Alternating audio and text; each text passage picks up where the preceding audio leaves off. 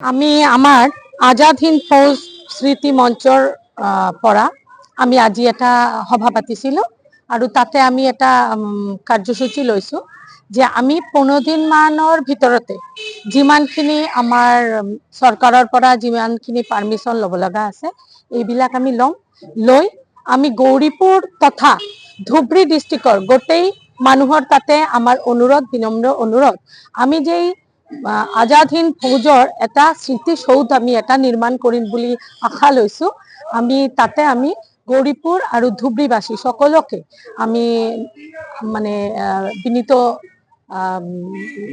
আবেদন কৰিছো যে আমাৰ লগত যাতে সহায় সহযোগিতা আগবঢ়ায় আৰু আমি ভালকে কামখিনি কৰিব পাৰো। আমি গৌৰীপুৰ নগৰৰ বিনা মন্দিৰ ক্লাবত এখন সভা অনুষ্ঠিত কৰিলো।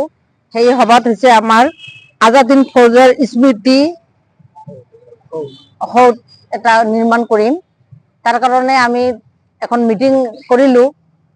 আমাৰ এইটো ইচ্ছা বহুত দিনৰ পৰাই আছিল, কিন্তু আমি এইটো কৰিব পৰা নাই। যিহেতু দেৰি কৰি হলেও আমাৰ এতিয়া চিন্তা চৰ্চা আমি এটা কৰি আছো। আমাৰ গৌৰীপুৰ চহৰত এনেকুৱা এটা স্মৃতি সৌধৰ এটা বিশেষ প্ৰয়োজন।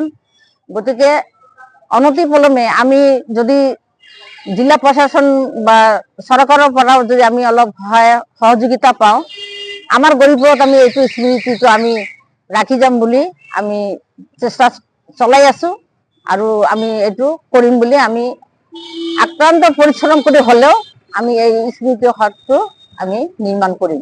হয়, আজি আমি যিখন মিটিং কৰিলো তাতে আমি প্ৰায় 100-150 মান মানুহ আমি উপস্থিত আছিলো আৰু এই মিটিঙতে আমি সিদ্ধান্ত গ্ৰহণ কৰিলো আমি 15 দিনৰ ভিতৰত আমি জিলা প্ৰশাসনৰ পৰা আমি পাৰমিশন ল'ম আৰু ঠাইখিনি আমি বাছনি কৰিম। কৰাৰ পিছত আমি অনতিপলমে কামটো আৰম্ভ কৰিবলৈ চেষ্টা কৰিম।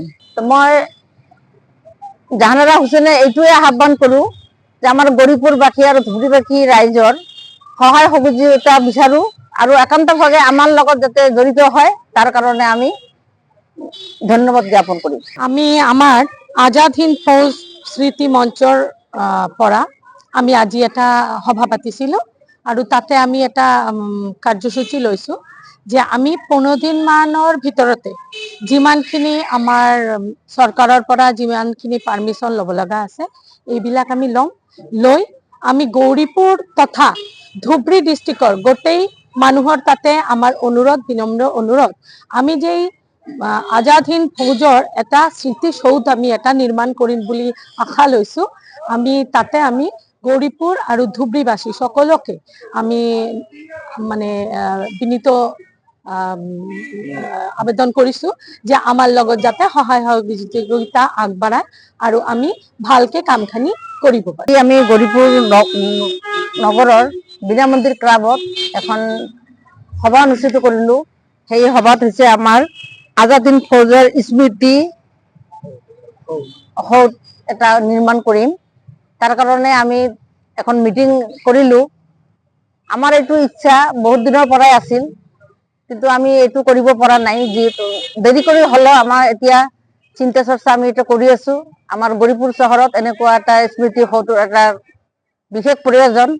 গতিকে অনতিপলমে আমি যদি জিলা প্ৰশাসন বা চৰকাৰৰ পৰাও যদি আমি অলপ সহযোগিতা পাওঁ, আমাৰ গৌৰীপুৰত আমি এইটো স্মৃতিটো আমি ৰাখি যাম বুলি আমি চেষ্টা চলাই আছো আৰু আমি এইটো কৰিম বুলি আমি আক্ৰান্ত পৰিশ্ৰম কৰি হলেও আমি এই স্মৃতি সৌধটো আমি নিৰ্মাণ কৰিম। হয়, আজি আমি যিখন মিটিং কৰিলো তাতে আমি প্ৰায় 100-150 মান মানুহ আমি উপস্থিত আছিলো আৰু এই মিটিঙতে আমি সিদ্ধান্ত গ্ৰহণ কৰিলো আমি 15 দিনৰ ভিতৰত আমি জিলা প্ৰশাসনৰ পৰা আমি পাৰমিশন ল'ম আৰু ঠাইখিনি আমি বাছনি কৰিম। কৰাৰ পিছত আমি অনতিপলমে কামটো আৰম্ভ কৰিবলৈ চেষ্টা কৰিম। মই জাহানাৰা হুছেইনে এইটোৱে আহ্বান কৰো যে আমাৰ গৌৰীপুৰবাসী আৰু ধুবৰীবাসী ৰাইজৰ সহায় সহযোগিতা বিচাৰো আৰু একান্তভাৱে আমাৰ লগত যাতে জড়িত হয় তাৰ কাৰণে আমি ধন্যবাদ জ্ঞাপন কৰিম। যিকোনো খবৰৰ বাবে যোগাযোগ কৰক 7099017330 লগতে 7099017110 নম্বৰত।